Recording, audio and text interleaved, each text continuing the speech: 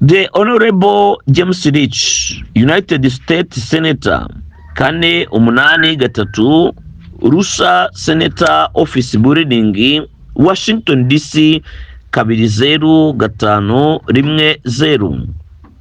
Impamvu gushyigikira icyemezo S Amendment 36 cyerekeranye no gushyira umutwe AFC M23/RDF mu mitwe y'iterabwoba mpuzamahanga no gusabira ibihano abawugize n'abawushyigikiye.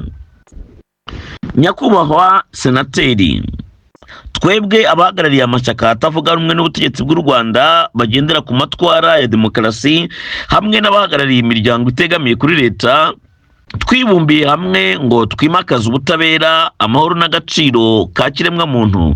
Dushyigikiye byimazeyo ubusabe bwa Senateri James Rich wanyujije mu cyemezo S Amendment 36 cyo kuwa Kanama 2025.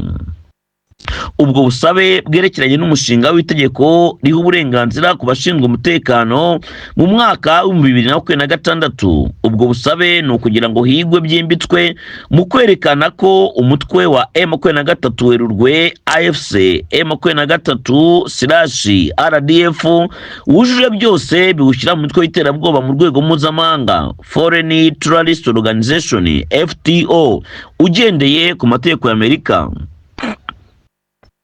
Twishimiye iki cyemezo kuko gitanga igisubizo cyari kigenewe byihutirwa mu kurengera ikiremwa muntu n'umutekano mu karere k'ibiyaga bigari bya Afurika. Ibimenyetso byegeranyijwe n'impuguke za Loni ndetse n'indi miryango mpuzamahanga itegamiye kuri leta n'amaradiyo mpuzamahanga byerekana ko umutwe wa AFC M23/RDF bakora mu buryo buhoraho kandi bwizwe neza ibikorwa bibangamiye bikomeye amategeko mpuzamahanga arengera ikiremwa muntu, nk'uko tugiye kubireba muri buno buryo bukurikira. Ubwicanyi bugambiriwe kandi mu buryo bwa kinyamaswa, kwica abaturage basanzwe mu duce twa Kishishe, Rucuro, Masisi, Goma n'ahandi henshi. Hishwe inzirakarengane 3000 igihe umujyi wa Goma wafatwaga na M23. Vuba aha hongeye kwicwa abantu 319 muri Nyakanga 2025 nk'uko bigaragara muri raporo ya Loni. Saho gusa kandi kwica abashinzwe kubungabunga amahoro hagabwa ibitero mu ngabo za Loni zishinzwe kurinda abaturage, hapfamo bamwe nk'uko byatanzwe muri raporo yakozwe na MONUSCO. Byarakomeje kandi gushimuta no kurigisa abantu no kubafungira ahantu hatazwi, bagafatwa barenganyijwe, kandi hakabaho kurigisa ibimenyetso i Goma na Bukavu. Ibi bikaba byarasohotse muri raporo ya Amnesty International. Haravugwa kandi iyicwa rubozo no gukubitira abantu mu ruhame nk'uko byagiye bigaragara ku marezo sociale. Hari kandi gushyira abana mu mitwe ya gisirikare nk'uko byasohotse muri raporo ya Loni. Hakaba kugaba ibitero ku mavuriro no gushimuta abarwayi n'abarwaza, hakaba gusambanya ku gahato abari n'abakobwa batujije imyaka y'ubukure. Hari kwiba, kwangiza, gukura mu byabo no gutatanya imiryango y'abaturage ba Repubulika Demokaratike ya Kongo. Hakaba gutera ibisasu mu bice bituyemo abaturage no mu nkambi z'abavanywe mu byabo n'intambara, nk'uko raporo ya Human Rights Watch ndetse n'ishyirahamwe OCHA ritasibye kubigaragaza. Ibyaha nk'ibi ntibyari gushoboka iyo hatabaho ubufasha buturutse ku butegetsi bw'u Rwanda. Ubu butegetsi rero bukaba bufasha umutwe wa M23 AFC RDF mu kubaha intwaro no kubaha abarwanyi ndetse no mu buryo bwa politike. Ubutegetsi bw'u Rwanda kandi bukaba busanzwe buzwiho ibikorwa bikomeye bihonyora uburenganzira bwa muntu mu gihugu cy'u Rwanda, bufite uruhare rukomeye mu guhungabanya umutekano mu karere kose. Tukaba rero dusaba ibi bikurikira: icya mbere, kwemera ku mugaragaro ko AFC M23/RDF ari umutwe w'iterabwoba wujuje ibyangombwa.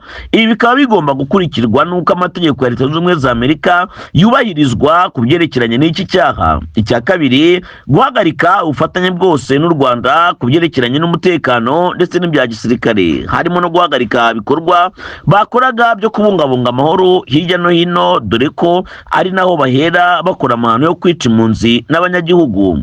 icya gatatu, guha imbaraga ubutabera mpuzamahanga bugashobora kugenza ibi byaha, ababikoze bagashyikirizwa inkiko. Icya kane, gushyigikira gahunda yo kwimakaza amahoro mu karere k'ibiyaga bigari bya Afurika hashingiye ku mahame ya demokarasi, kubaha uburenganzira bwa muntu, ubutabera n'ubumwe n'ubwiyunge. Twiyemeje twebwe abanyapolitike n'abibumbiye mu miryango ya gisivile ibi bikurikira: icya mbere, gukora ubushakashatsi mu gutanga ubuhamya ku byaha byakozwe kandi tukabishyikiriza ubutabera mpuzamahanga. Icya kabiri, gukorera hamwe gushaka icyo ari cyo cyose cyarangiza intambara n'umutekano muke mu karere. Icya gatatu, kubungabunga uburenganzira no gusubiza icyubahiro abagizweho ingaruka n'aya mahano. Turangije nyakubahwa senateri, tubamenyesha ko iki gikorwa cyanyu ari ubutumwa bukomeye kandi bw'ingirakamaro mu kwimakaza ubutabera no kurwanya umuco wo kudahana. Iki akaba ari igikorwa gisubiza icyizere inzirakarengane kandi kikibutsa umuryango mpuzamahanga ko ushobora kurengera abaturage b'abasivile no guhana ibyo binyamaswa bibahungabanyiriza umutekano. Akira nyakubahwa senateri, icyubahiro tubahaye kandi dushidikanya ku bufasha bwanyu. Bimenyeshejwe Perezida wa Leta Zunze Ubumwe za Amerika, bimenyeshejwe kandi senateri ushinzwe ububanyi n'amahanga, bikaba bimenyeshejwe ibiro bikuru bya Leta Zunze Ubumwe za Amerika, bikamenyeshwa Perezida wa Repubulika Demokaratike ya Kongo, bikamenyeshwa kandi ibiro bya Loni bishinzwe uburenganzira bwa muntu, bikamenyeshwa akanama k'umutekano ka Loni, bikamenyeshwa umuryango w'ubumwe bwa Afurika n'indi miryango yose yo mu karere, bikamenyeshwa imiryango mpuzamahanga yita ku burenganzira bwa muntu, bikamenyeshwa nanone kandi ibinyamakuru by'igihugu ndetse n'ibinyamakuru mpuzamahanga. Abasinye iyi baruwa nabo bakurikira: ku ruhande rw'ikubitiro harazaho Revera Christine Koremani, umuyobozi wa MRD; Pacifique Twihangane, umuhuzabikorwa wa RRM; Frank Ntwari, umuyobozi wa RNC; Narine Kansinge, umuyobozi